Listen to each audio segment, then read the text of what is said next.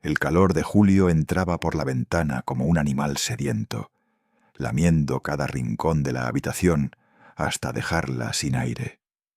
Mateo Navarro se pasó la mano por la nuca empapada y miró el ventilador colgado del techo. Sus aspas inmóviles parecían burlarse de ellos desde hacía 3 semanas, desde que el motor había tosido su último suspiro metálico. En Vallecas, el verano no perdonaba. Las paredes descascaradas del cuartucho retenían el bochorno como si fuera un tesoro, y el olor a fritanga del bar de abajo se mezclaba con las voces de los vecinos que discutían en el patio interior. «Quedan 2 minutos», murmuró Daniel desde el colchón en el suelo, sin apartar los ojos de la pantalla del móvil. Su hermano menor tenía el cuerpo tenso, la espalda apoyada contra la pared agrietada. La luz azulada del teléfono le iluminaba el rostro como si estuviera rezando ante una vela. Mateo se acercó y se dejó caer a su lado. Juntos observaron la cifra que parpadeaba en la página de subastas del Boletín Oficial del Estado. 7.800 euros. Nadie más había pujado en los últimos 5 minutos. «Todavía puede aparecer alguien», dijo Mateo, aunque su voz sonó más como una advertencia que como una posibilidad. Daniel negó con la cabeza. «No aparecerá. ¿Quién va a querer un terreno en medio de la nada?» «Nosotros, por lo visto». Un coche tocó el claxon en la calle, largo y desesperado. Alguien gritó algo incomprensible desde una ventana cercana. La ciudad seguía su ritmo frenético, ajena a los 2 hermanos que se jugaban todo lo que tenían en una apuesta digital. Mateo cerró los ojos un instante. Veía el número en su cabeza. 8.500 euros. 2 años ahorrando cada céntimo. 2 años cargando cajas en el Mercadona, con la espalda que le crujía cada noche y las manos ásperas de tanto manipular cartones. Daniel había trabajado en lo que fuera, limpiando mesas, lavando platos, descargando camiones en el mercado de madrugada. «Si perdemos este dinero», empezó Mateo. «No lo vamos a perder», lo cortó Daniel, aunque en su tono había una urgencia que delataba su propio miedo. El temporizador marcaba 1 minuto y 30 segundos. La habitación pareció encogerse. Mateo sintió que las paredes se acercaban, que el techo bajaba. Recordó el día en que la Guardia Civil había llamado a la puerta para decirles que sus padres no volverían. Un camión se había saltado un semáforo en rojo en la carretera de Valencia. «Muerte instantánea», les dijeron, como si eso fuera un consuelo. La herencia había sido una burla. Deudas que pagar, un entierro que costó más de lo que tenían, y el piso familiar que tuvieron que vender para no ahogarse del todo. 60 segundos, susurró Daniel. Mateo abrió los ojos y miró la pantalla. La cifra seguía inmóvil. 7.800 euros. Su hermano tenía el dedo suspendido sobre el botón de pujar. Habían decidido esperar hasta el último momento para no darle tiempo a nadie más. Una estrategia de desesperados, pensó Mateo, pero quizá eso era exactamente lo que eran. ¿Estás seguro?, preguntó, sabiendo que ya era tarde para echarse atrás. Daniel lo miró. Sus ojos oscuros, tan parecidos a los de su madre, brillaban con algo que Mateo no sabía si era esperanza o locura. «Esto es lo único que nos queda, Mateo. O seguimos pudriéndonos aquí o arriesgamos. 30 segundos. 25. 20. El dedo de Daniel tocó la pantalla. La cifra cambió. 8.200 euros. El corazón de Mateo se detuvo. Habían sobrepasado su límite, pero Daniel había introducido esa cantidad calculando que nadie subiría más en los segundos finales. 15, 10, 5. La página se congeló. Daniel soltó un taco entre dientes y sacudió el móvil como si eso fuera a acelerar la conexión.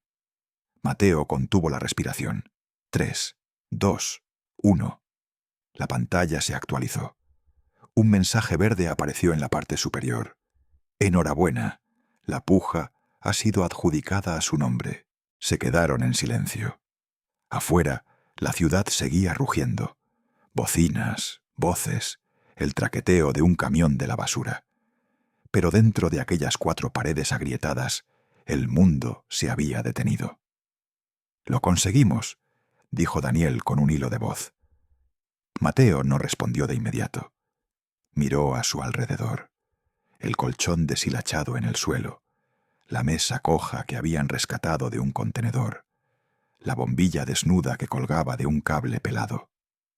Durante 3 años, esto había sido su hogar. Un agujero donde se habían refugiado después de perderlo todo.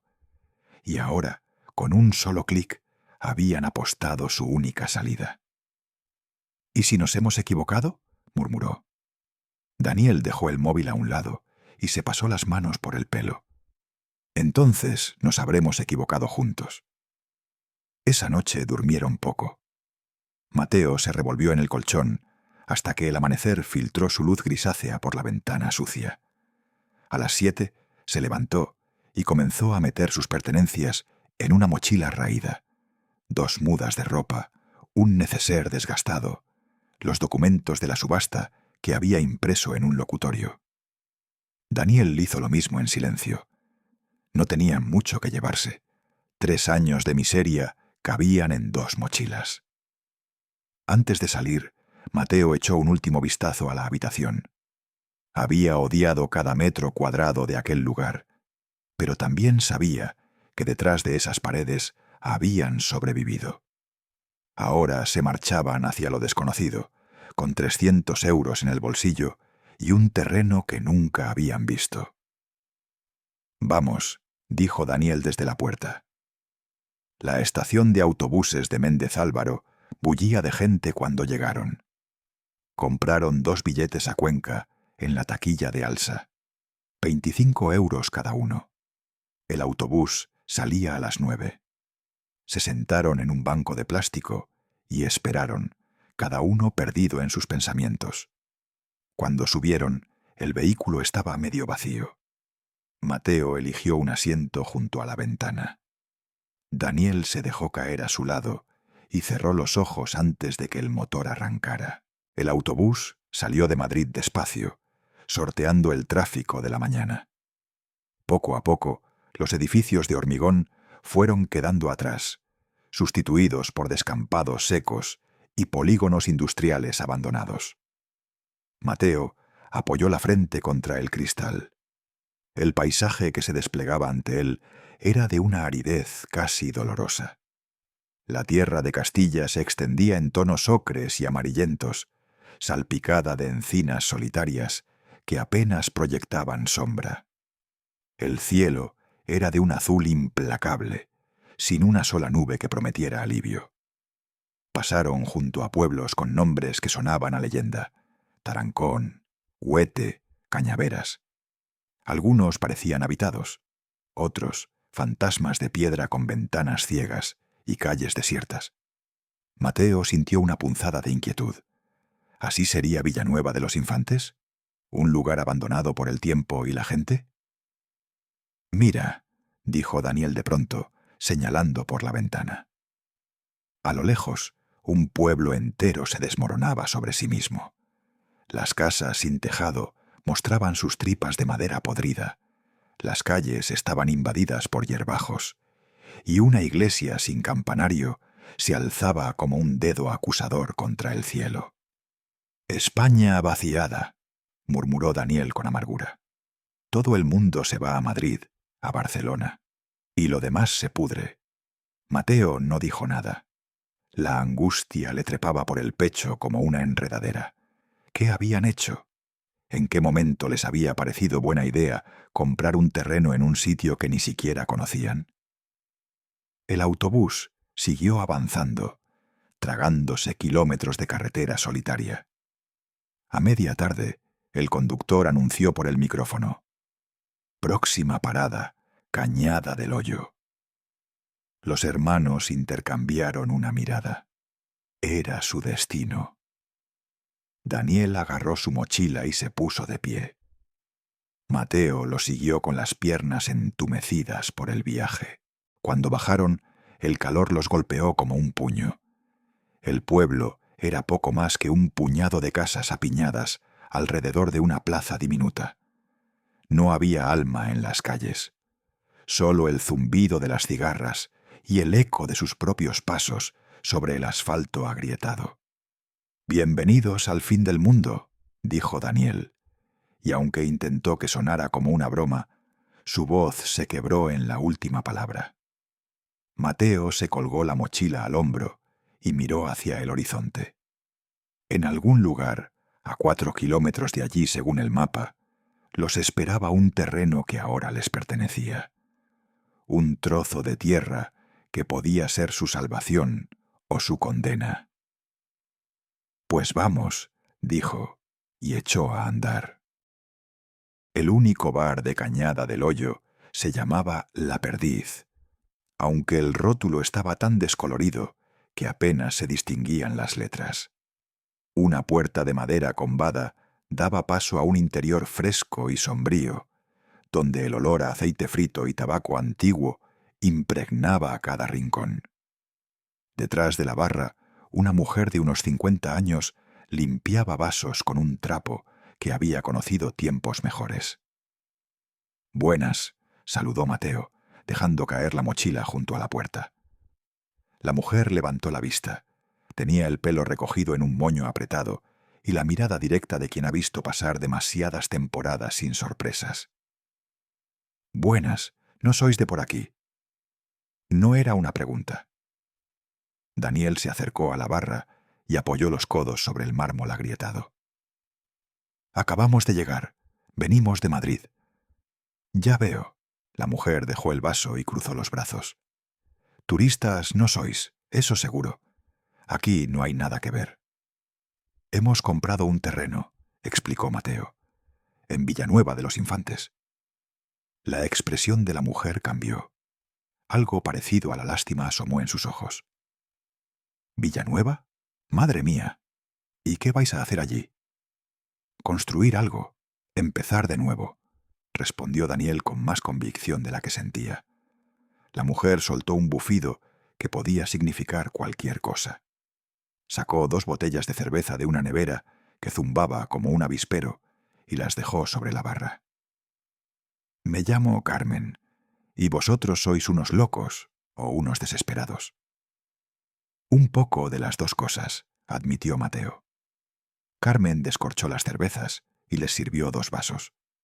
El líquido dorado dejó una estela de espuma que se deshizo lentamente. Villanueva se vació hace 20 años. La última familia se marchó cuando cerraron la escuela. Ahora solo quedan piedras y silencio. «¿No queda nadie?», preguntó Daniel. «Nadie que respire. Los jóvenes se fueron todos. A Madrid, a Valencia, a Barcelona. A cualquier sitio donde hubiera trabajo y futuro. Aquí ya no hay ni lo uno ni lo otro». Bebieron en silencio. La cerveza estaba fría y amarga, y supo a gloria después del viaje. Mateo miró por la ventana. La plaza desierta, las casas con las contraventanas cerradas, el sol cayendo a plomo sobre las piedras. Un gato famélico cruzó la calle con pasos lentos. «¿A cuánto está de aquí?», preguntó. 4 kilómetros por el camino viejo. No os perdáis. Seguid las marcas blancas en las piedras. Terminaron las cervezas y pagaron. Carmen no quiso coger las monedas hasta que Mateo insistió. Cuando salieron, el calor los envolvió de nuevo como una manta húmeda. El camino a Villanueva era poco más que un sendero de tierra flanqueado por campos resecos. A cada lado se extendían parcelas abandonadas donde los cardos habían vencido a cualquier cultivo que alguna vez creció allí. El polvo se levantaba con cada paso y se les metía en la garganta. Daniel caminaba delante, consultando el móvil de vez en cuando para comprobar que seguían la ruta correcta. Al cabo de 1 hora, las ruinas del pueblo aparecieron en lo alto de una loma. no era más que un puñado de casas desmoronadas, algunas sin techo, otras con las paredes caídas como dientes rotos. La iglesia todavía se mantenía en pie, pero su campanario había perdido las campanas y las ventanas eran cuencas vacías. «Ahí está», dijo Daniel, señalando hacia el final del pueblo. El terreno que habían comprado lindaba con las últimas casas. Una pared de piedra seca, medio derruida, marcaba el límite. Mateo empujó la verja de hierro oxidado que colgaba de un solo gozne y entró. Lo primero que vio fueron las zarzas. Crecían salvajes, enredándose unas con otras en una maraña impenetrable. Entre ellas asomaban matas de romero y tomillo que llenaban el aire de un aroma intenso y medicinal. Más allá, en hileras fantasmales, una docena de olivos retorcidos extendían sus ramas secas hacia el cielo. Estaban vivos, pero apenas. La corteza agrietada, las hojas escasas y grises de polvo. «Esto es lo que compramos», murmuró Mateo. Su voz sonó hueca. Daniel avanzó entre las zarzas, apartándolas con las manos. «Tiene arreglo, solo necesita trabajo. Trabajo y agua, y dinero, y tiempo». Mateo sintió que algo se quebraba dentro de él. «Nos hemos arruinado por un erial». «No es un erial, es tierra, y es nuestra». Mateo no respondió. Se sentó en una piedra y se llevó las manos a la cara. El agotamiento del viaje, el calor, la decepción, todo se juntó de golpe. Habían apostado su futuro por esto. 2000 metros de nada. Daniel siguió explorando. Caminó entre los olivos muertos, bordeó la pared de piedra, pateó el suelo duro como el cemento. Fue entonces cuando su pie tropezó con algo metálico medio enterrado. Se agachó y apartó la tierra con las manos. «Mateo, ven aquí». El tono de su voz hizo que su hermano levantara la cabeza. Se acercó y vio lo que Daniel había descubierto. Una puerta de metal, pequeña y rectangular, casi invisible bajo una capa de tierra y vegetación seca. Tenía herrumbre en los bordes, pero el metal era grueso y resistente. «¿Qué es esto?» «No lo sé, pero está cerrada». Efectivamente, una cadena gruesa rodeaba la manija de la puerta, asegurada con un candado del tamaño de un puño. El candado era viejo, con el hierro oscurecido por el tiempo, pero todavía sólido. En su superficie había grabado un símbolo, un escudo con una rama de olivo. Los dos hermanos intercambiaron una mirada. «Hay algo ahí abajo», dijo Daniel. Mateo se arrodilló junto a la puerta y tiró de la cadena. No cedió ni un milímetro. «Necesitamos algo para romper esto». Buscaron entre las ruinas cercanas y encontraron una barra de hierro medio oxidada y una piedra grande con un borde afilado. Mateo insertó la barra entre los eslabones de la cadena, mientras Daniel golpeaba el candado con la piedra. El sonido metálico resonó en el silencio del pueblo abandonado. Al tercer golpe, el candado se partió. La cadena cayó al suelo con un tintineo sordo. Daniel agarró la manija y tiró. La puerta gimió sobre sus goznes oxidados y se abrió lentamente, dejando escapar una bocanada de aire frío y cargado. Olía a tierra húmeda y a encierro. Mateo encendió la linterna del móvil y la dirigió hacia el interior. No era una simple bodega. Lo que se extendía ante ellos era una estructura más grande de lo esperado. Un cobertizo semienterrado en la ladera del cerro, con techo de vigas de madera ennegrecidas por el tiempo. El suelo era de tierra apisonada, y a lo largo de las paredes se alineaban estanterías de madera carcomida. Entraron con cuidado. El haz de luz del móvil recorrió el espacio. Había vasijas de cerámica volcadas en el suelo, algunas rotas, otras intactas pero vacías. Olían levemente a aceite rancio. En el fondo, apilados contra la pared, 5 cajones de madera oscura esperaban como centinelas olvidados.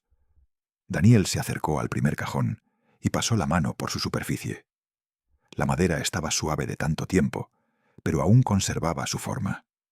En la tapa había una inscripción grabada en letras elegantes: R.S. 1898. Rafael Serrano, leyó en voz alta. ¿Quién?, preguntó Mateo. No sé, pero estos cajones son de hace más de un siglo. Cada cajón tenía un cerrojo de latón. Daniel intentó abrir el primero, pero estaba cerrado. Mateo ya había vuelto afuera en busca de la barra de hierro. Cuando regresó, la insertó bajo la tapa del cajón y empujó con fuerza. La madera crujió, el cerrojo saltó con un chasquido y la tapa se levantó. Dentro, envueltos en un paño de cuero agrietado, pero aún flexible, descansaban documentos. Mateo los sacó con cuidado, sintiendo el peso del tiempo en sus manos. El papel estaba amarillento pero intacto, cubierto de una caligrafía fluida y precisa. Daniel tomó el documento de arriba y lo acercó a la luz de su móvil. Escritura de propiedad, leyó despacio. Don Rafael Serrano, año 1897. Se quedaron inmóviles, mirando el papel como si fuera un mensaje de otro mundo. Porque eso era exactamente. Un mensaje que había esperado más de 100 años para ser encontrado. ¿Qué más hay?, susurró Mateo. Daniel desplegó otro documento, luego otro, y otro más. Planos de una casa que nunca habían visto. Contratos de venta firmados con sellos encerados. Fotografías borrosas de un hombre con bigote recortado y traje oscuro, de pie junto a una mujer de mirada seria. Mateo, dijo Daniel sin levantar la vista, creo que acabamos de encontrar algo mucho más grande que un terreno. Afuera, el sol comenzaba a descender hacia el horizonte, tiñendo el cielo de naranjas y rojos. El viento del atardecer agitó las ramas secas de los olivos, arrancándoles un susurro que sonaba casi como palabras. Y en el cobertizo semienterrado, bajo la tierra de Villanueva de los Infantes, el pasado acababa de despertar.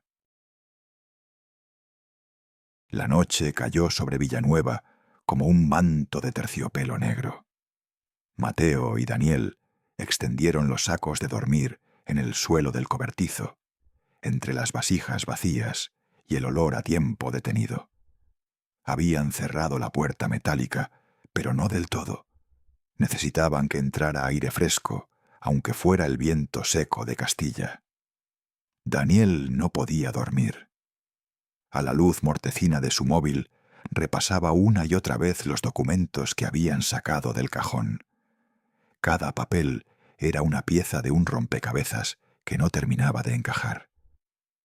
«Mira esto», susurró, aunque no había nadie más que pudiera oírlos en kilómetros a la redonda.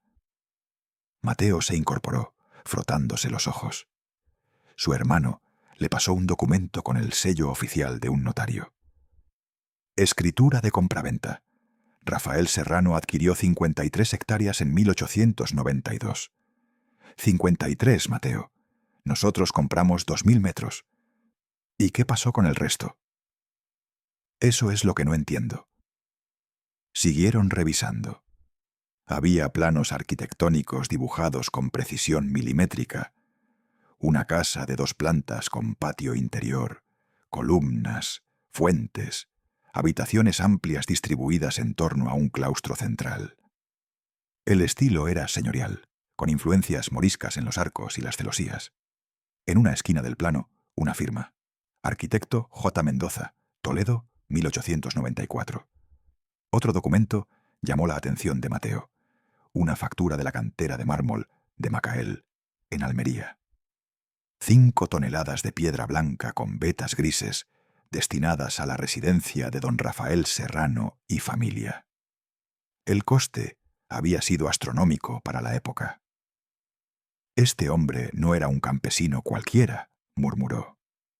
Daniel desplegó varios contratos comerciales. Todos llevaban el membrete de casas exportadoras francesas: Lyon, Marsella, Burdeos. Los documentos hablaban de barriles de aceite de oliva virgen, lana merina, pieles curtidas. Las cantidades eran enormes, los precios elevados. «Exportaba a Francia», dijo Daniel. Tenía conexiones internacionales. Entre los papeles había fotografías. La primera mostraba a un hombre de unos 40 años, con bigote cuidadosamente recortado y traje de 3 piezas. Su postura era erguida, la mirada firme. Junto a él, una mujer de rasgos delicados, vestida con un traje de época, el pelo recogido en un moño alto. A sus pies, 2 niños, un varón de unos 10 años y una niña más pequeña, ambos con ropa impecable. Mateo observó la fotografía durante un largo rato. Había algo en aquellos rostros que le resultaba inquietante. Parecían personas reales, vivas, no figuras borrosas del pasado. La niña sostenía una muñeca. El niño tenía la mano apoyada en el hombro de su hermana, con gesto protector. «¿Qué les pasó?», preguntó en voz alta, aunque sabía que su hermano no tenía respuesta. El último documento que encontraron esa noche fue una carta. El papel estaba tan amarillento que casi se deshacía al tocarlo. La caligrafía era nerviosa, irregular, como si la mano que escribía temblara. Daniel acercó el móvil y leyó en voz baja: «Hermano mío, si algún día estas líneas llegan a ti, sabrás que no huí por cobardía, sino por necesidad. Me acusan de crímenes que jamás cometí. Dicen que he falsificado certificados, que he engañado a mis socios, que mi fortuna está construida sobre mentiras. Pero tú me conoces, sabes quién soy. La verdad está donde comenzó todo. No permitas que mi nombre sea manchado para siempre. Cuida de Elena y los niños. Rafael». El silencio que siguió fue denso. Mateo sintió un escalofrío que no tenía nada que ver con el frío de la noche. «Alguien lo destruyó», dijo finalmente, y borró su rastro. Durmieron poco y mal.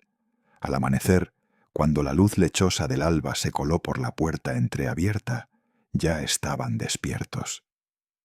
Recogieron los documentos con cuidado, los guardaron en la mochila de Daniel y emprendieron el camino de vuelta a Cañada del Hoyo. Carmen los recibió con una mirada suspicaz cuando entraron en la perdiz. Les sirvió café aguado y tostadas con aceite. «¿Habéis dormido en el pueblo?», preguntó sin rodeos. «En el cobertizo», respondió Daniel. «Encontramos unas cosas, documentos antiguos». La mujer arqueó una ceja. «¿Documentos?». Mateo sacó una de las fotografías y se la mostró. Carmen se limpió las manos en el delantal y tomó la imagen con cuidado, como si fuera frágil. «No conozco a esta gente», dijo tras un momento. «Pero si queréis saber de historia, tenéis que hablar con el doctor Montes». «¿Quién es?». «Un viejo que vive como un ermitaño en la casa grande, al final del pueblo. Fue profesor en Cuenca antes de jubilarse. Ahora solo lee y escribe sobre cosas que a nadie le importan ya. Les dio indicaciones precisas. Última casa a la derecha, portón de madera verde. Llamad fuerte porque está un poco sordo». La casa del doctor Javier Montes era un edificio de piedra de 2 plantas, con contraventanas de madera pintadas de verde musgo. El jardín delantero estaba descuidado, pero no abandonado. Rosales silvestres trepaban por las paredes, y un limonero dejaba caer su fruta sobre la hierba crecida. Mateo llamó con los nudillos sobre el portón. Esperaron. Volvió a llamar, más fuerte. Finalmente, unos pasos arrastraron dentro. La puerta se abrió y apareció un hombre de unos 65 años, delgado como un junco, con el pelo completamente blanco y gafas de montura metálica que le resbalaban por la nariz. «¿Sí?». Su voz era sorprendentemente firme. «Disculpe que lo molestemos, doctor Montes. Nos envía Carmen del bar. Hemos encontrado unos documentos antiguos y ella dijo que tal vez usted podría ayudarnos. El hombre los estudió con ojos penetrantes. Luego asintió y les hizo un gesto para que entraran. El interior de la casa era un laberinto de libros. Las estanterías cubrían cada pared disponible, desde el suelo hasta el techo. Había volúmenes encuadernados en cuero, carpetas llenas de papeles, mapas enrollados, fotografías enmarcadas. Olía a papel viejo, a tinta, a conocimiento acumulado durante décadas. Montes los condujo a una sala donde una mesa grande estaba cubierta de más libros y documentos. Apartó algunos con cuidado y señaló 2 sillas. «Sentaos. ¿Qué habéis encontrado?» Daniel sacó los papeles de su mochila y los dispuso sobre la mesa. El historiador se inclinó, ajustándose las gafas. Tomó la escritura de propiedad primero, leyendo en silencio. Luego los planos. Después los contratos. Su rostro cambió. La expresión de curiosidad cordial se transformó en algo más intenso. Asombro, incredulidad, quizá un toque de miedo. «Dios mío», murmuró, «¿dónde habéis encontrado esto?» «En un cobertizo en Villanueva de los Infantes. Compramos un terreno allí». Montes se quitó las gafas y se frotó los ojos. «Rafael Serrano», dijo, como si pronunciara el nombre de un fantasma. «No puedo creerlo, después de todos estos años». «¿Lo conoce?», preguntó Mateo. «Conozco su historia, o lo poco que queda de ella». El historiador se levantó y fue hasta una estantería específica. Sacó un tomo grueso encuadernado en piel verde y lo dejó sobre la mesa. Era un archivo de prensa regional, páginas de periódicos amarillentas y quebradizas. Rafael Serrano fue uno de los hombres más ricos de la provincia entre 1870 y 1898. Explicó, mientras buscaba entre las páginas. Hizo fortuna con el comercio de lana y aceite. Tenía contactos en media Europa. Construyó una mansión en Villanueva que se decía era la más lujosa de toda Castilla-La Mancha. «¿Qué le pasó?», preguntó Daniel. Montes encontró lo que buscaba. Un recorte de periódico fechado en octubre de 1898. El titular decía: «Escándalo comercial. Acusaciones contra el empresario Rafael Serrano». Lo acusaron de falsificar certificados de calidad del aceite que exportaba. Supuestamente mezclaba aceite virgen con aceite de segunda presión y vendía todo como si fuera de primera. Un grupo de terratenientes locales presentó pruebas ante el juez. «¿Y era cierto?», preguntó Mateo. Montes se encogió de hombros. «Ahí está el problema. Llevo 30 años estudiando la historia de esta región. He revisado cada archivo, cada documento oficial. Y no hay registro del juicio». «¿Cómo que no hay registro?». «No hay actas judiciales, no hay sentencia, no hay inventario de bienes confiscados. Solo está esta noticia en el periódico. Y luego, nada. Como si Rafael Serrano hubiera sido borrado de la existencia». Los hermanos intercambiaron una mirada. «¿Su familia?», preguntó Daniel. «¿Qué pasó con ellos?». «Desaparecieron. La esposa, Elena Montero, regresó a su familia en Andalucía. Los hijos... no hay rastro. El hombre mismo se esfumó en 1900. Algunos dicen que huyó a América. Otros que murió en la cárcel, aunque no hay certificado de defunción». Montes volvió a mirar los documentos sobre la mesa. «Esto que habéis encontrado es extraordinario. Son las primeras pruebas físicas de que Rafael Serrano existió realmente, más allá de ese recorte de periódico». Daniel sacó la carta y se la pasó. El historiador la leyó despacio, moviendo los labios en silencio. Cuando terminó, tenía los ojos húmedos. «La verdad está donde comenzó todo», repitió. «¿Sabéis qué significa?». «Su casa», dijo Daniel, Tiene que referirse a su casa. Montes asintió lentamente. Se levantó de nuevo y rebuscó en otra estantería. Sacó un mapa viejo, enrollado y atado con una cinta desteñida. Lo extendió sobre la mesa con cuidado. Plano catastral de Villanueva de los Infantes, 1895, anunció. Aquí está. Su dedo tembloroso señaló una parcela grande en el extremo del pueblo. Estaba marcada con el nombre Propiedad de Deca Rafael Serrano, casa principal y terrenos anexos.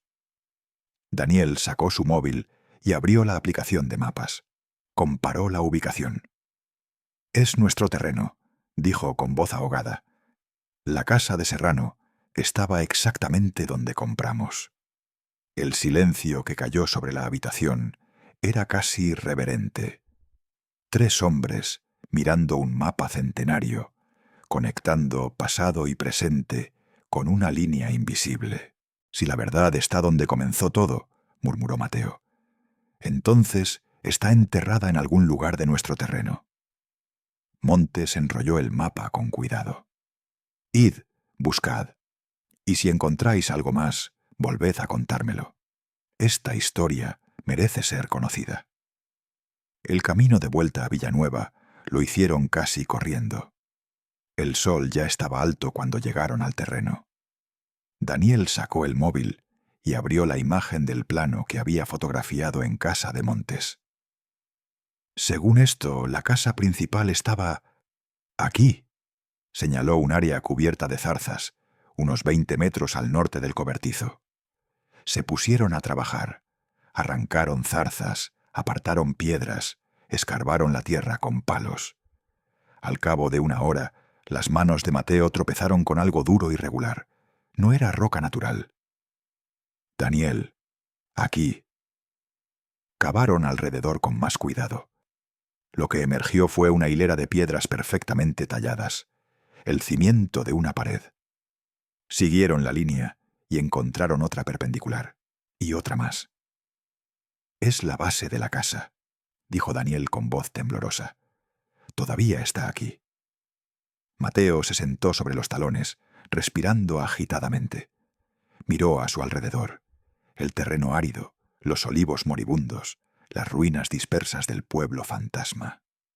Pero bajo todo eso, enterrada en la tierra y el olvido, yacía la verdad de un hombre que había sido borrado de la historia. «Si la casa está aquí», dijo lentamente, «entonces lo demás también». Daniel levantó la vista hacia su hermano. En sus ojos había algo que Mateo no había visto en años, esperanza mezclada con algo más profundo, casi sagrado. «Vamos a encontrarlo», prometió. «Vamos a encontrar la verdad». Y mientras el sol de Castilla los abrasaba desde un cielo sin nubes, los 2 hermanos comenzaron a excavar en busca de un pasado que se negaba a permanecer enterrado. Durante 3 días, Mateo y Daniel trabajaron bajo un sol que caía como metal fundido. Arrancaron zarzas hasta que las manos se les llenaron de rasguños. Apartaron piedras hasta que la espalda les dolía como si les hubieran golpeado con mazos. Poco a poco, el contorno de la casa muerta fue emergiendo de su tumba de tierra y olvido. El primer día encontraron los cimientos completos del ala norte, muros de piedra caliza perfectamente encajados, sin argamasa, al estilo antiguo. El segundo día descubrieron fragmentos de azulejos de cerámica con un patrón geométrico en azul y blanco, típico de las casas señoriales del siglo XIX. Algunos estaban intactos, brillando bajo la tierra como joyas olvidadas. El tercer día, mientras Mateo cavaba cerca de lo que debió ser el salón principal, su pala chocó contra algo metálico. Apartó la tierra con las manos y sacó un trozo de reja de hierro forjado. Los barrotes estaban retorcidos por el calor de algún incendio antiguo, pero aún se distinguían las volutas decorativas, el trabajo de un maestro herrero. «Quemaron la casa», dijo en voz alta. Daniel, que estaba sentado a unos metros estudiando los planos extendidos sobre una piedra plana, levantó la vista. ¿Qué? El hierro está deformado por el fuego. No demolieron la casa, la incendiaron. Los hermanos se miraron. Otra pieza del rompecabezas, otra pregunta sin respuesta. Daniel volvió a concentrarse en los planos. Los había estudiado tantas veces que ya se los sabía de memoria. El vestíbulo de entrada, el patio central con su fuente, las habitaciones familiares en la planta superior.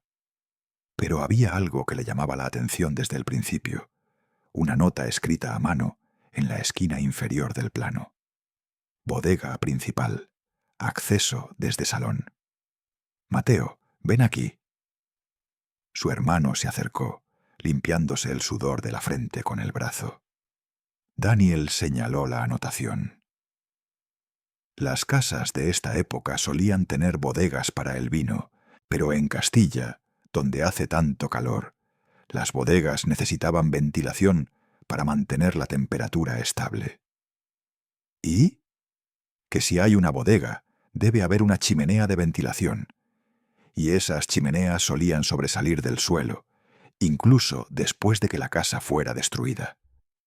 Se pusieron a buscar. Recorrieron el terreno despejado, examinando cada irregularidad en el suelo. Fue Mateo quien lo encontró. Un tubo de piedra del grosor de un brazo, apenas visible entre la tierra compactada. Estaba relleno de barro seco y raíces, pero era claramente artificial. Aquí. Daniel marcó el punto en el plano con un trozo de carbón. Según los cálculos, la ventilación debería llevarlos directamente sobre la bodega.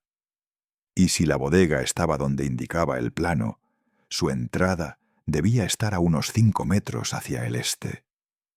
Midieron la distancia con pasos, contando con cuidado. Llegaron a un área donde la tierra parecía más hundida, como si algo hubiera cedido debajo con el tiempo. Empezaron a cavar. No tardaron en encontrarla. Una losa de piedra cuadrada, de 1,5 metros por lado, perfectamente tallada. Los bordes estaban sellados con argamasa antigua, pero se distinguía claramente del suelo circundante. «Es una trampilla», dijo Daniel con la voz tensa por la emoción. Intentaron levantarla con las manos, pero la piedra no se movió ni 1 milímetro. Pesaba demasiado. Buscaron entre los restos de la casa y encontraron una viga de madera quemada, pero aún sólida. La usaron como palanca, insertando un extremo bajo el borde de la losa. Mateo puso todo su peso sobre el otro extremo. La viga crujió peligrosamente. Daniel se sumó al esfuerzo. Durante un momento no pasó nada. Luego, con un gemido de piedra contra piedra, la losa se movió. Medio centímetro, 1 centímetro, 5 centímetros. Más, jadeó Mateo. Empujaron juntos hasta que la losa se levantó lo suficiente como para girarla. La apartaron completamente, dejando al descubierto un agujero negro que exhalaba aire frío y estancado. Los 2 hermanos se quedaron inmóviles, mirando la oscuridad. Olía a tierra húmeda, a encierro, pero no a podredumbre. Era el olor de un espacio que había permanecido sellado durante generaciones. Daniel encendió la linterna de su móvil y la dirigió hacia abajo. El haz de luz reveló escalones de piedra que descendían en la penumbra. Contó en voz baja. 12 peldaños gastados por el uso, manchados de humedad, pero intactos. «Voy a bajar», dijo. «Esperamos a tener mejor luz», objetó Mateo. «Puede ser peligroso». «No voy a esperar ni 1 minuto más». Daniel empezó a descender con cuidado, probando cada escalón antes de poner su peso completo. Mateo lo siguió, alumbrando desde atrás con su propio móvil. El aire se volvía más fresco a medida que bajaban, y el silencio era absoluto, roto solo por el sonido de su respiración. Al pie de la escalera encontraron una puerta. No era de metal ni de piedra, sino de madera maciza de roble, oscurecida por el tiempo, pero sorprendentemente bien conservada. Tenía bisagras de hierro negro, y en el centro una cerradura con el mismo escudo que habían visto en el cobertizo, la rama de olivo. Daniel empujó con suavidad. La puerta no cedió. Probó con más fuerza. Nada. Está cerrada. Mateo bajó el último escalón y examinó la cerradura. Insertó los dedos en el mecanismo y tanteó con cuidado. No, dijo tras un momento. No está echada la llave. Solo está trabada por la humedad. Empujaron juntos, poniendo el hombro contra la madera. La puerta gimió como un animal herido. Mateo contó hasta 3 y empujaron de nuevo con todas sus fuerzas. Algo crujió.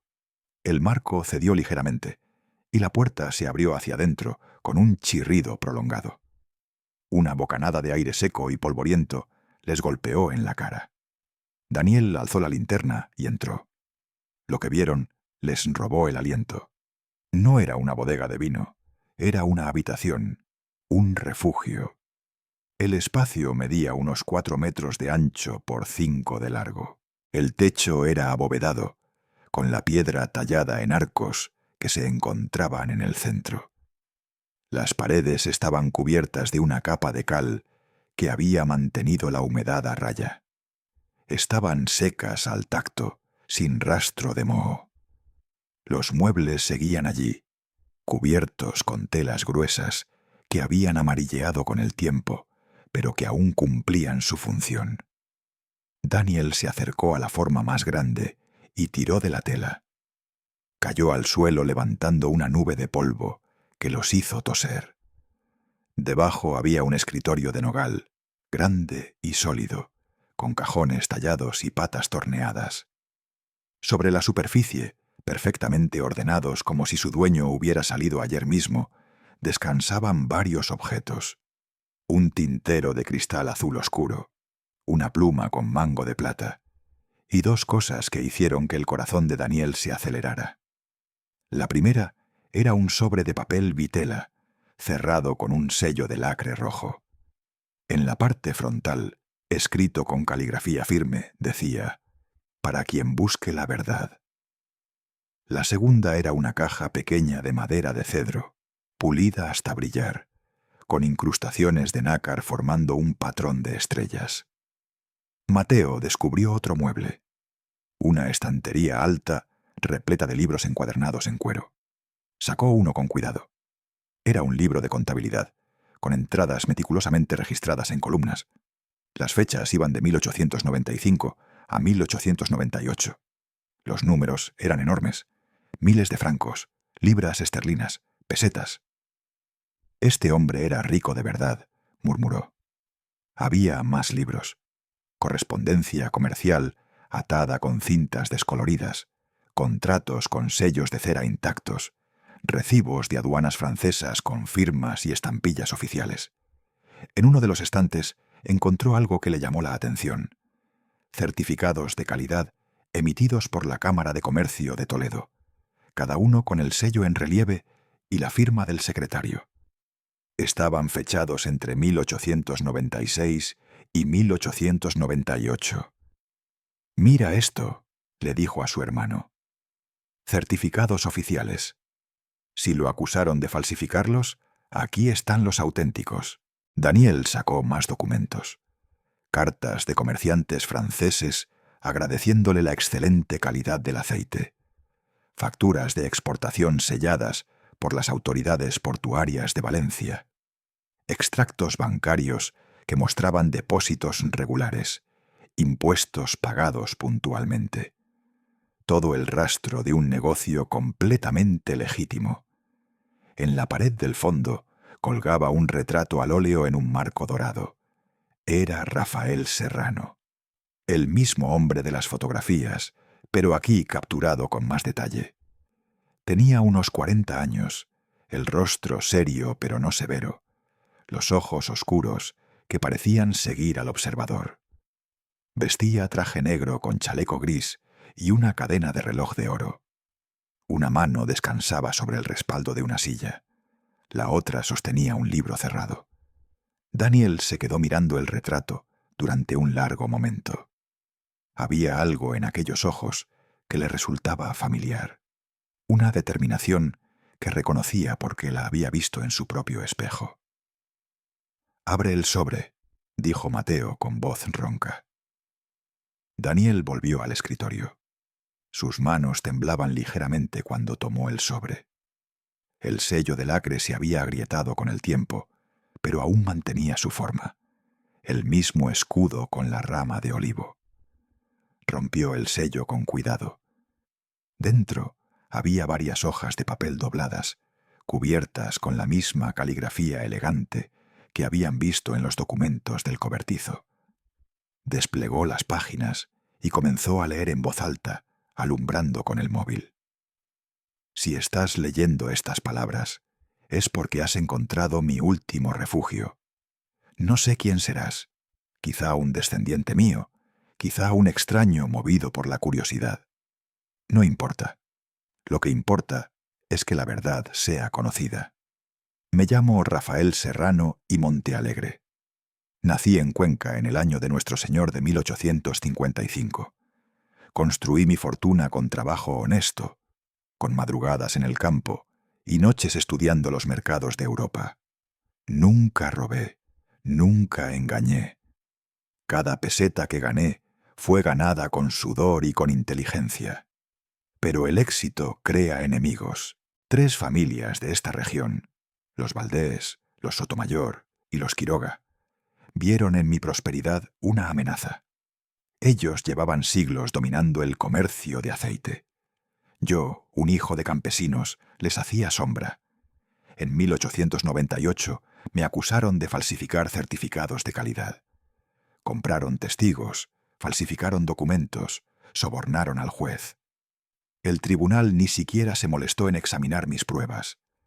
Me declararon culpable antes de que empezara el juicio. Confiscaron todo: mis tierras, mi casa, mi nombre. Mi esposa Elena tuvo que huir con nuestros hijos a Andalucía, donde su familia la acogió con lástima. Yo me convertí en un fantasma, un hombre sin existencia legal. Pero no huí sin más. Antes de que pudieran destruir todo, construí este refugio bajo mi propia casa. Aquí guardé las pruebas de mi inocencia, los certificados auténticos, las cartas de mis clientes, los registros de mi comercio honrado. La caja de cedro que está sobre este escritorio es tuya. Dentro encontrarás mi último obsequio a quien me devuelva la verdad. Considéralo un pago justo por tu trabajo. Los documentos que hay en esta habitación prueban mi inocencia. Úsalos como mejor te parezca. Pero te suplico una cosa: no dejes que mi nombre muera como el de un ladrón. Limpia mi honor, aunque sea 100 años después de mi muerte. Si quienes me destruyeron tienen descendientes, que sepan lo que hicieron sus antepasados, que carguen con esa verdad. Y si alguno de ellos tiene conciencia, que encuentre el modo de enmendarlo. Firmado en Villanueva de los Infantes, el 15 de mayo del año 1900, Rafael Serrano y Montealegre. El silencio que siguió a la lectura era tan denso que parecía sólido. Daniel bajó las páginas con manos temblorosas. Mateo se había sentado en el suelo, con la espalda contra la pared, la mirada perdida. 124 años, dijo finalmente. Ha estado esperando 124 años. Daniel miró la caja de cedro. La tomó con reverencia y la sostuvo entre sus manos. Era ligera, pero no vacía. Algo se movió en su interior con un tintineo suave. ¿La abrimos?, preguntó en voz baja. Mateo asintió sin palabras. Daniel levantó la tapa. Dentro, sobre un lecho de terciopelo azul oscuro que el tiempo había desteñido, descansaban monedas de oro. Las contó con cuidado. 70 piezas, cada una grabada con el perfil de Alfonso XIII. Entre las monedas había joyas, una cadena de oro con un medallón que contenía un mechón de pelo oscuro, un collar de perlas que brillaban con suavidad bajo la luz del móvil, un anillo con una esmeralda del tamaño de una uña. Pero lo que más llamó la atención de Daniel fue un daguerrotipo pequeño, protegido en un marco de plata. Mostraba a la misma familia de las fotografías, Rafael, Elena y los 2 niños. Pero aquí estaban sonriendo. Era una imagen robada a un momento de felicidad, antes de que todo se derrumbara. «Esto vale una fortuna», murmuró Mateo.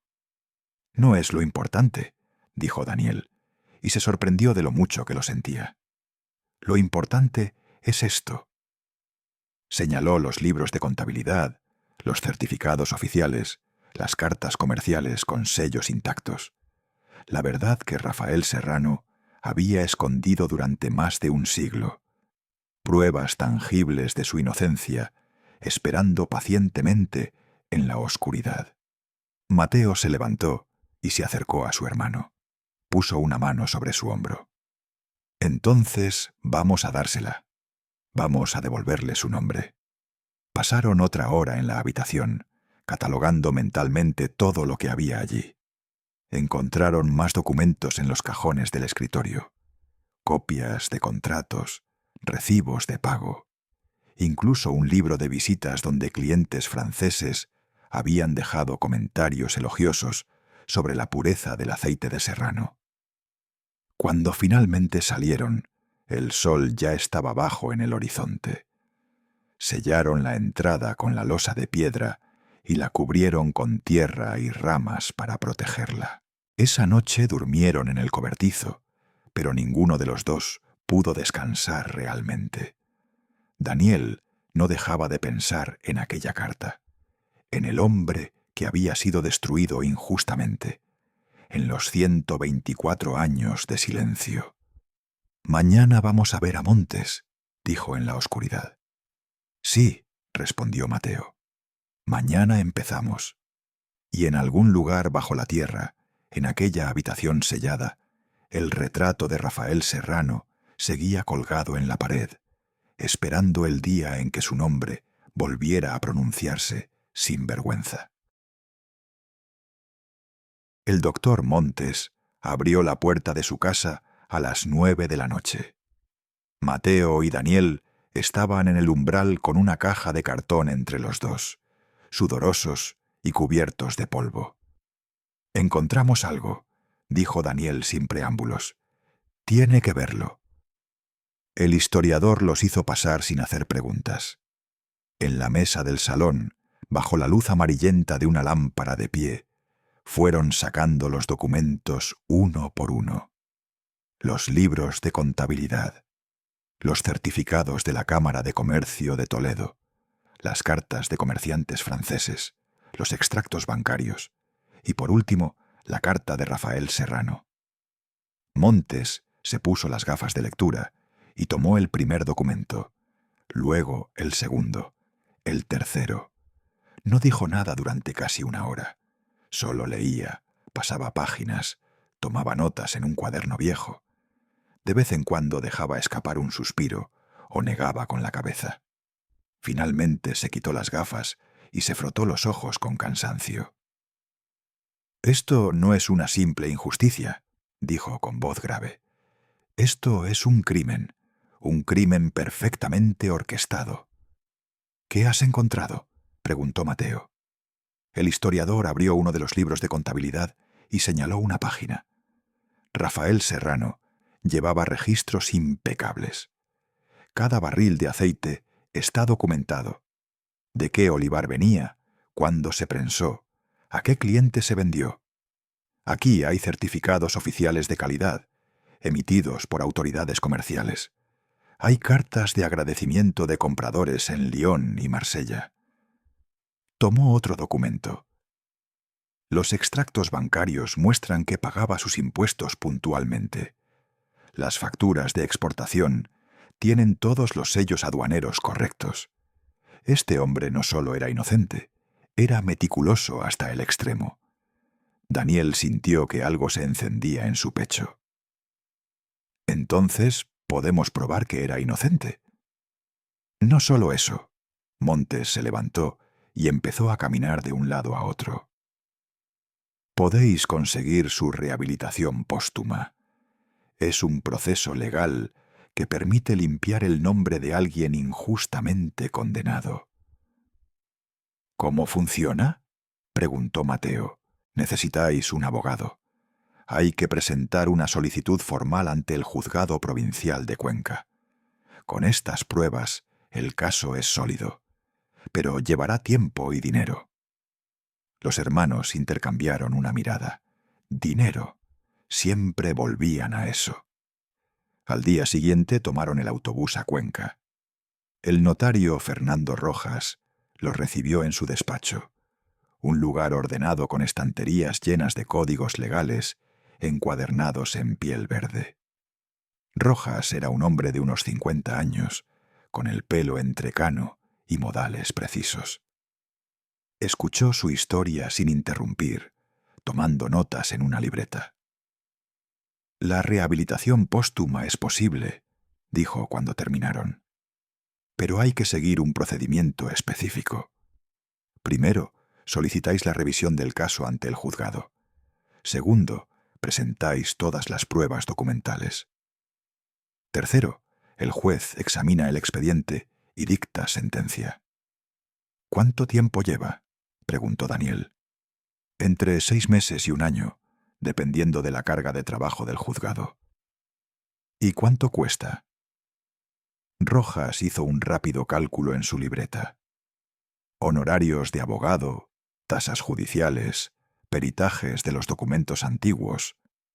Estamos hablando de entre 2.000 y 3.000 euros. Mateo sintió que el estómago se le encogía. No tenían ese dinero. Apenas les quedaban 300 euros. Tenemos algo de valor, dijo Daniel en voz baja. Monedas antiguas. ¿Dónde podríamos venderlas? Rojas arqueó una ceja, pero no hizo preguntas. Hay casas de subastas especializadas en numismática en Madrid. Si las monedas son auténticas y están en buen estado, podrían valer bastante.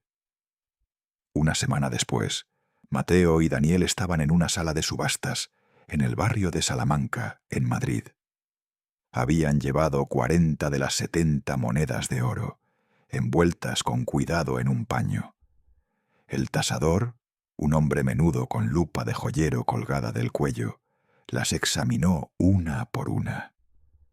Onzas de 8 escudos, reinado de Alfonso XIII, murmuró.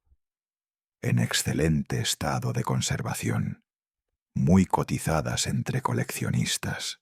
Les ofreció 18.500 euros por las 40 piezas, después de impuestos y comisión. Mateo aceptó sin regatear. El dinero les llegó por transferencia 3 días después. Lo primero que hicieron fue pagar los honorarios del abogado que Rojas les había recomendado, 2.800 euros.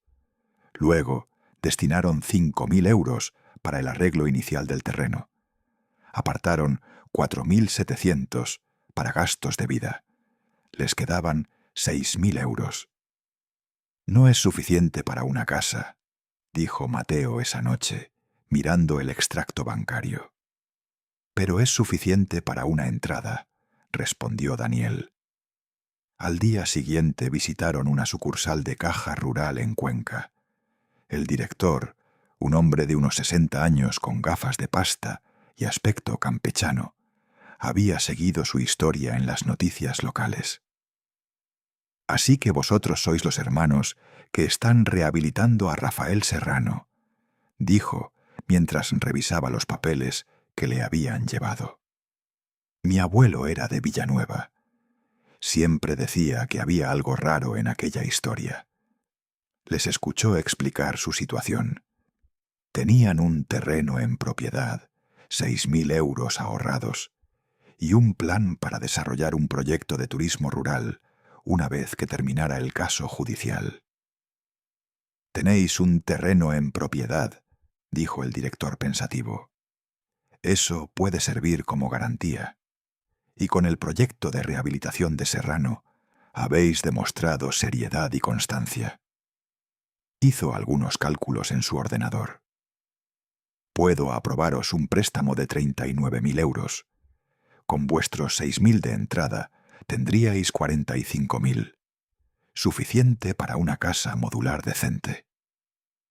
¿Cuánto sería la cuota mensual?, preguntó Mateo con el estómago encogido. 450 euros al mes durante 10 años. Los hermanos intercambiaron una mirada. No tenían ingresos fijos todavía, pero tenían 30 monedas de oro guardadas en un lugar seguro, y tenían un plan. «Podemos», respondió Daniel. El director les estrechó la mano. «Entonces, tenemos un trato. Con el dinero del préstamo, encargaron una casa modular de madera a una empresa de Guadalajara. No era lujosa, pero era funcional. 2 habitaciones pequeñas, una cocina equipada con electrodomésticos básicos, un baño completo y un salón comedor con ventanas grandes que dejaban entrar la luz. El montaje tardaría 6 semanas. Mientras esperaban, contrataron a 2 hombres del pueblo vecino para que les ayudaran a limpiar la parcela. En 2 semanas, las zarzas desaparecieron. Reconstruyeron la pared de piedra seca que delimitaba el terreno, colocando cada piedra con el mismo cuidado que los albañiles del siglo XIX. Para proteger la habitación subterránea, instalaron una puerta metálica nueva en la entrada, con cerradura de seguridad. Bajaron cables y colocaron bombillas para iluminar el espacio. La humedad se mantuvo a raya gracias al buen drenaje original, pero añadieron un pequeño deshumidificador por precaución. Daniel insistió en plantar olivos nuevos. Compraron 20 plantones en un vivero de Albacete y los sembraron en hileras ordenadas, junto a los árboles antiguos que aún resistían. Regaban cada tarde, cuando el sol perdía fuerza, usando agua de un pozo que descubrieron en una esquina del terreno. 6 semanas después, un camión articulado subió por el camino de tierra hasta Villanueva. Traía la casa desmontada en paneles. Los operarios tardaron 3 días en montarla sobre una base de hormigón que Mateo y Daniel habían preparado con ayuda de un albañil local. Cuando los operarios se marcharon, los hermanos se quedaron de pie frente a su nueva casa. Las paredes de madera clara olían a pino recién cortado. Las ventanas brillaban bajo el sol de octubre.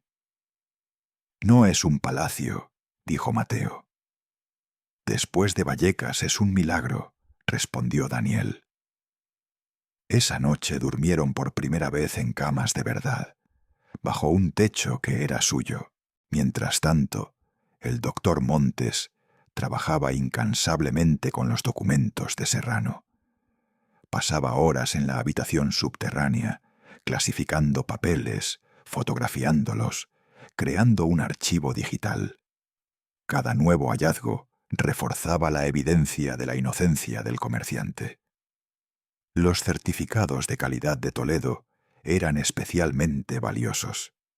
Llevaban el sello en relieve de la Cámara de Comercio y las firmas de 3 funcionarios diferentes. Imposibles de falsificar en aquella época. Las cartas de los clientes franceses eran igualmente contundentes. Hablaban de aceite de pureza excepcional, de entregas puntuales, de un comerciante de palabra. «Este hombre era más honesto que la mayoría», dijo Montes una tarde, sacudiendo la cabeza. «Y le destruyeron por envidia». El abogado presentó la solicitud de rehabilitación en septiembre. El expediente tenía casi 200 páginas de documentación. Una semana después, un periodista del Diario de Cuenca llamó a Daniel. «He oído que estáis intentando rehabilitar a un comerciante del siglo XIX. ¿Es cierto?» Daniel dudó un momento. Luego pensó en Rafael Serrano, en aquella carta escrita con mano firme a pesar del dolor. «No dejes que mi nombre muera como el de un ladrón». «Sí», respondió. «Es cierto. El artículo salió 3 días después, en la edición impresa y digital.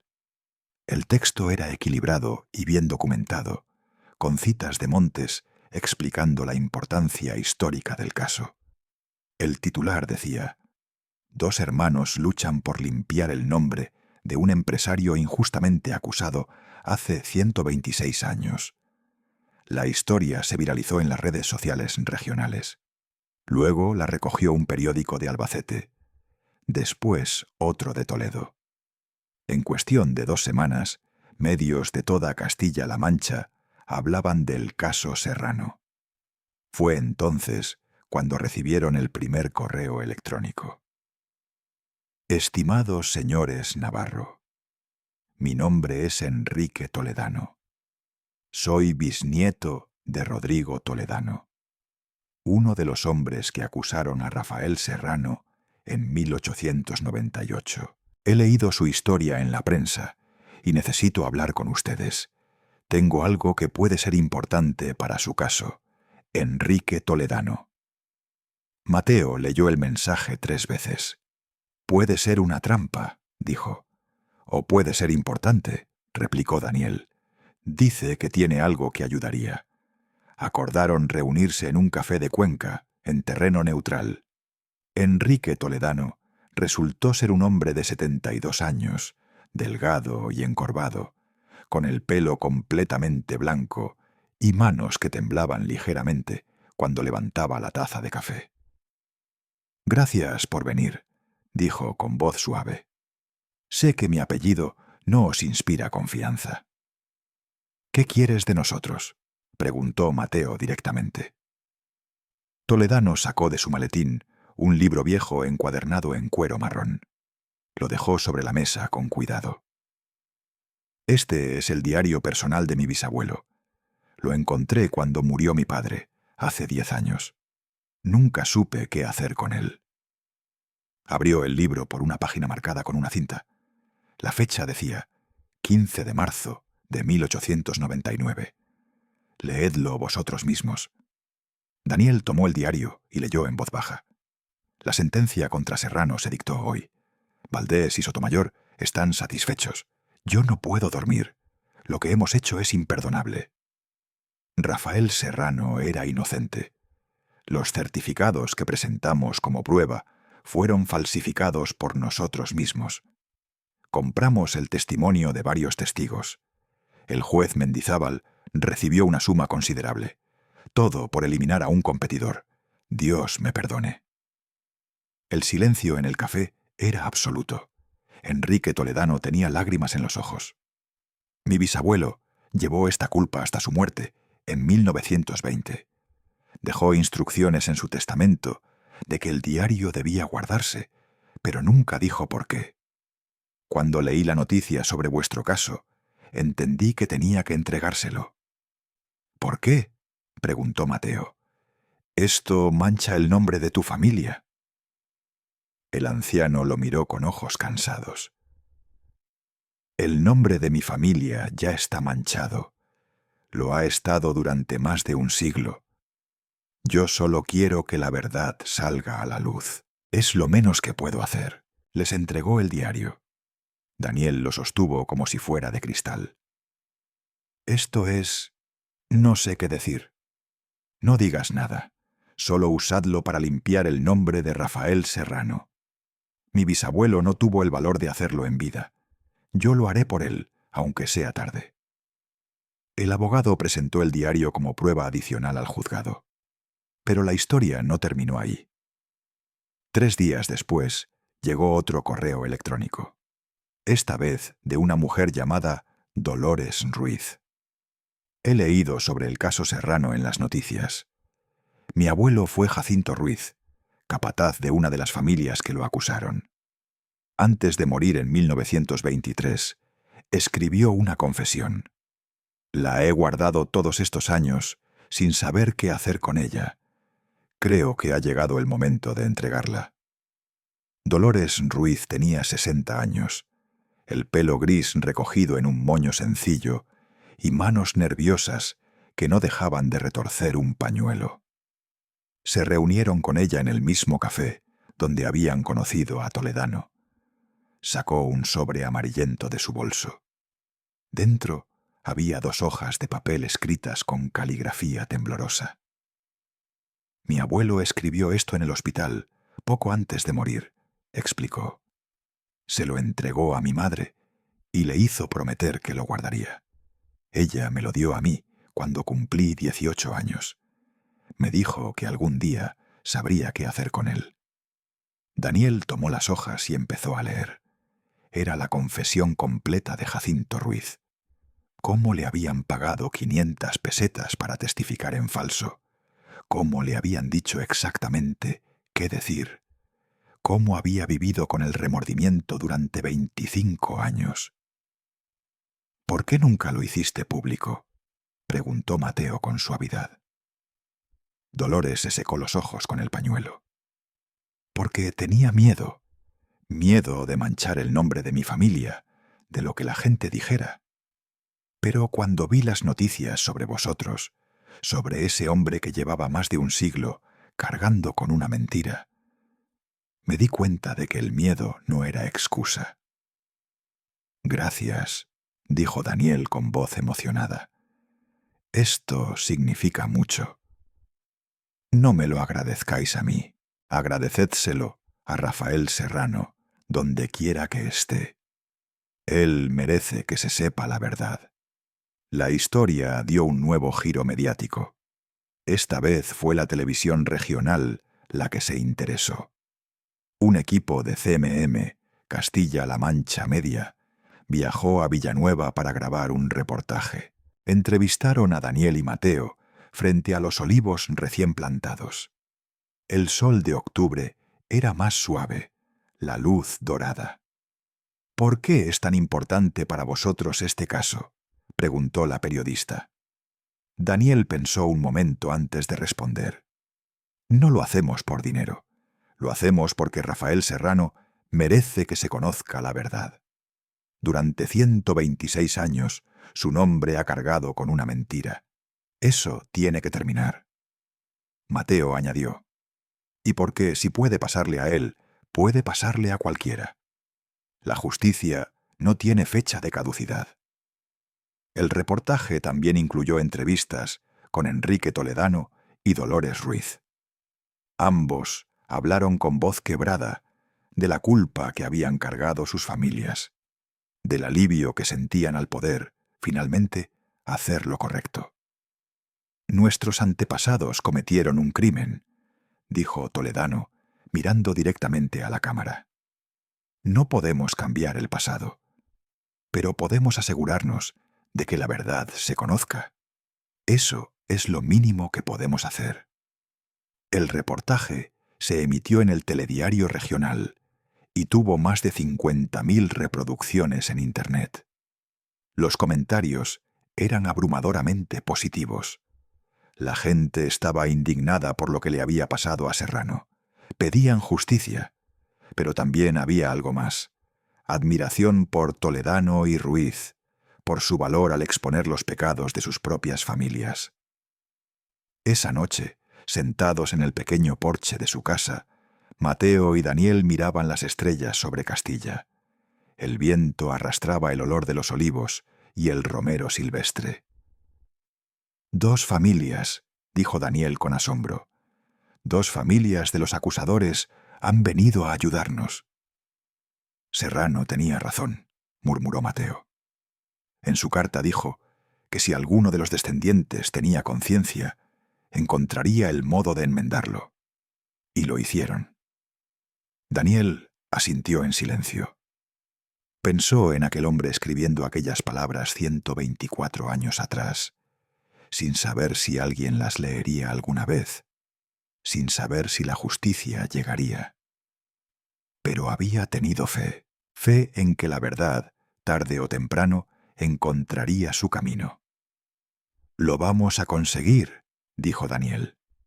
«Sí», respondió su hermano, «lo vamos a conseguir». Y en la habitación subterránea, bajo la tierra que guardaba tantos secretos, el retrato de Rafael Serrano seguía colgado en la pared. Pronto, muy pronto, su nombre volvería a pronunciarse sin vergüenza. La verdad, después de más de un siglo de silencio, estaba a punto de despertar. La sala del juzgado provincial de Cuenca estaba en silencio. Mateo y Daniel ocupaban la primera fila de bancos, con las manos entrelazadas sobre las rodillas. A su lado, el doctor Montes revisaba nerviosamente sus gafas. Detrás de ellos, Enrique Toledano y Dolores Ruiz esperaban con la misma tensión. Habían pasado 8 meses desde que presentaron la solicitud de rehabilitación. 8 meses de espera, de dudas, de noches sin dormir, preguntándose si todo aquel esfuerzo valdría la pena. La jueza, una mujer de unos 50 años con toga negra y expresión seria, entró en la sala. Todos se pusieron de pie. «¿Pueden sentarse?», dijo con voz firme. Tomó asiento detrás del estrado y abrió una carpeta gruesa. Durante unos segundos que parecieron eternos, leyó en silencio. Luego levantó la vista. Tras examinar exhaustivamente la documentación presentada, este tribunal ha llegado a una conclusión inequívoca. Hizo una pausa. Rafael Serrano y Montealegre fue víctima de una grave injusticia judicial en 1898. Los cargos presentados contra él carecían de fundamento. Las pruebas aportadas por los acusadores fueron falsificadas. El proceso judicial estuvo viciado desde su inicio. Daniel sintió que le faltaba el aire. Mateo apretó su mano con fuerza. Por tanto, continuó la jueza, este tribunal rehabilita plenamente el nombre y honor de don Rafael Serrano y Montealegre. Se reconoce oficialmente que fue injustamente condenado y despojado de sus bienes. Se ordena la inclusión de su caso en el registro de víctimas de errores judiciales de la provincia. Y se remite copia de esta sentencia al Archivo Histórico Provincial para constancia permanente. Dejó el documento sobre la mesa. La justicia llega tarde, pero llega. Que este caso sirva de recordatorio de que ninguna injusticia prescribe y de que la verdad, tarde o temprano, encuentra su camino. Golpeó el mazo. El sonido resonó en la sala como un trueno. Cuando salieron del juzgado, el sol de mayo brillaba sobre las calles de Cuenca. Daniel se detuvo en la escalinata y miró al cielo. Sentía algo extraño en el pecho, algo entre alivio y triunfo, y una emoción tan profunda que no encontraba palabras para nombrarla.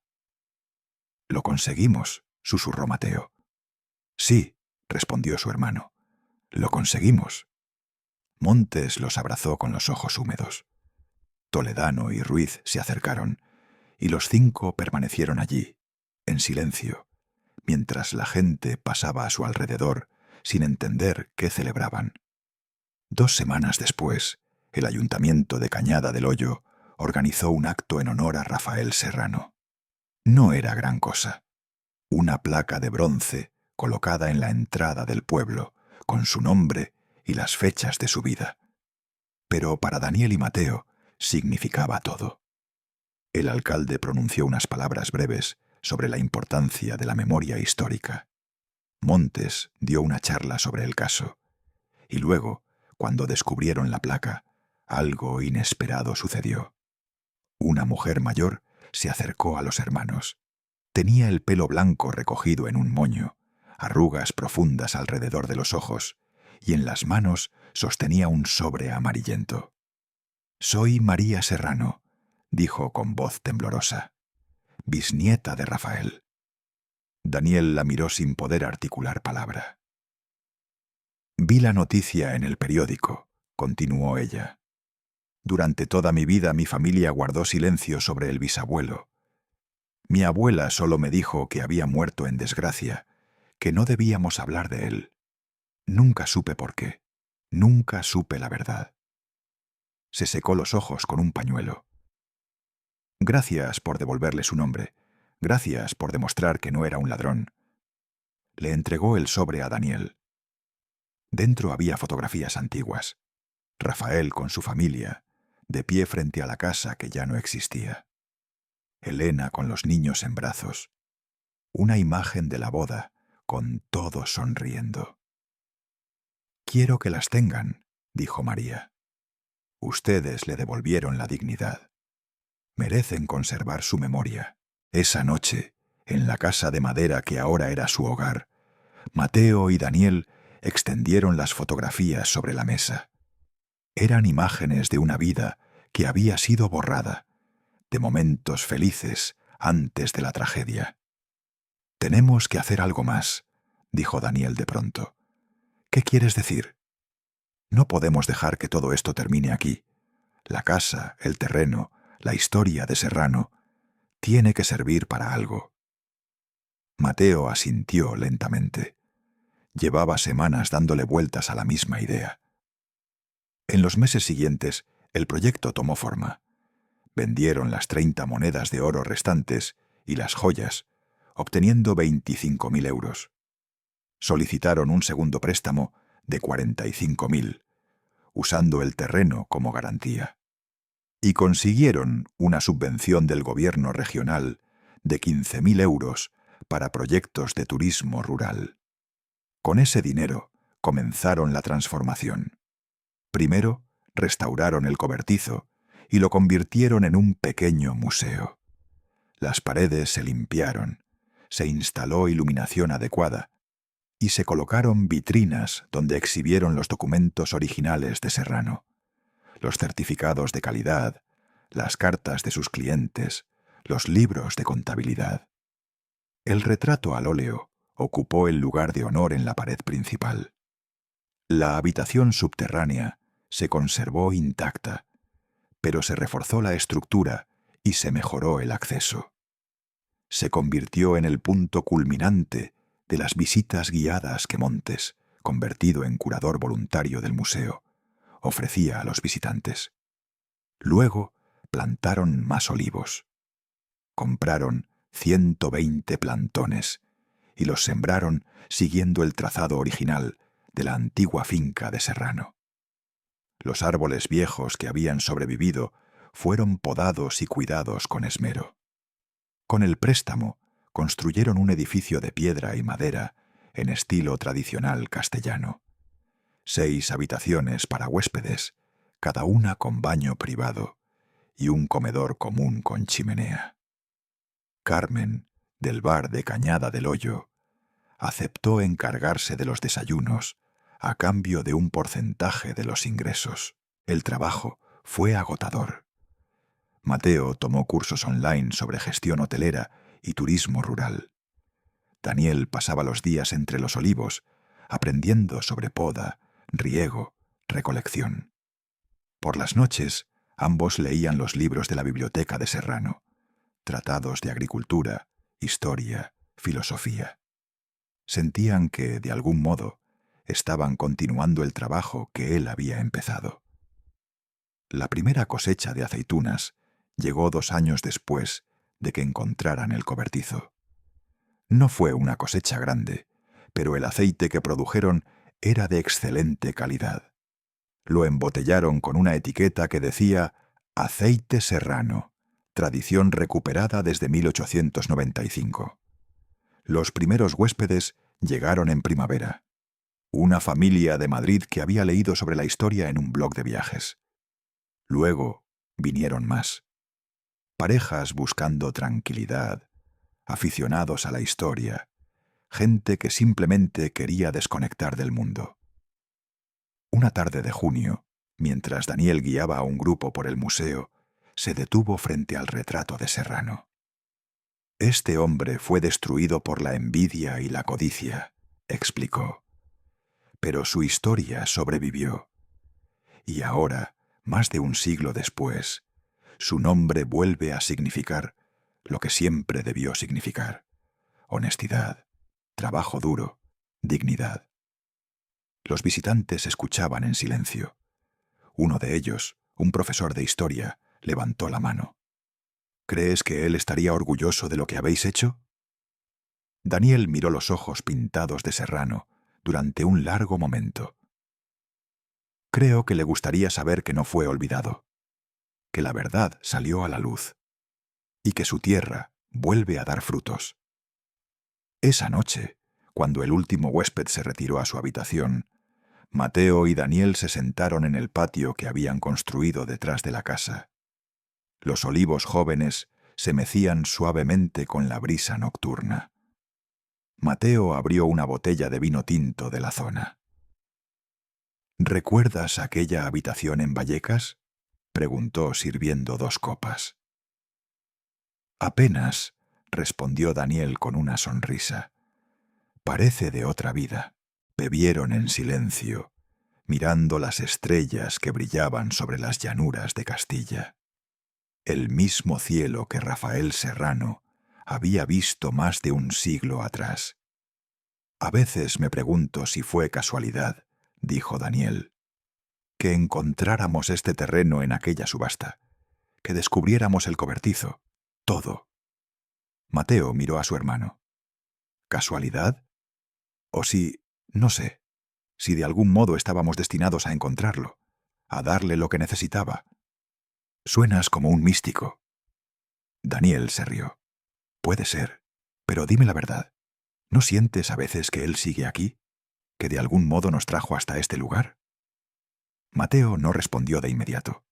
Miró los olivos, la casa, las luces del museo en la distancia. Creo, dijo finalmente, que 2 hermanos desesperados apostaron su último dinero por un terreno abandonado y encontraron algo mucho más valioso que oro. ¿El qué? Un propósito. Daniel alzó su copa. Por Rafael Serrano, que su nombre nunca vuelva a ser olvidado. Por Rafael Serrano, repitió Mateo. Y en algún lugar entre las sombras y la luz de la luna, casi se podía sentir la presencia de un hombre que después de 126 años de silencio, finalmente descansaba en paz. 2 años después, el olivar de Serrano se había convertido en una referencia en la región. Los árboles daban frutos abundantes, el aceite ganaba premios en ferias locales, y el alojamiento rural rara vez tenía habitaciones libres. María Serrano, la bisnieta de Rafael, había dejado Valencia y se instaló en una de las habitaciones del edificio de huéspedes. Pasaba los días ayudando en el museo, contando a los visitantes historias de su familia que había guardado durante décadas. Villanueva de los Infantes, que había estado muerta durante 20 años, empezaba a respirar de nuevo. 3 familias jóvenes habían comprado casas en ruinas y las estaban restaurando. Hablaban de abrir una panadería, un taller de cerámica. Y en la escuela de Cañada del Hoyo, los niños estudiaban ahora la historia de Rafael Serrano como parte del programa de historia local. La injusticia que sufrió, la verdad que fue rescatada, y la importancia de no dejar que el tiempo borre la memoria de quienes fueron silenciados. Una mañana de abril, Daniel caminaba entre los olivos cuando notó algo. Los árboles más jóvenes estaban en flor. Pequeñas flores blancas que se mecían con el viento, prometiendo una nueva cosecha. Se detuvo y tocó una de las ramas con suavidad. «Crecen bien», dijo una voz detrás de él. Era Mateo, con 2 tazas de café en las manos. «Sí», respondió Daniel. «Crecen bien». Se quedaron allí, entre los olivos que habían plantado con sus propias manos, en la tierra que Rafael Serrano había amado y perdido. Y mientras el sol ascendía sobre Castilla, pintando el cielo de rojo y oro, los hermanos Navarro supieron que habían encontrado exactamente lo que necesitaban. No solo un hogar, sino un legado. Queridos amigos, ¿qué os ha parecido la historia de los hermanos Mateo y Daniel? Escribid en los comentarios vuestra opinión. Si os ha gustado, dad un me gusta y compartid con vuestros seres queridos.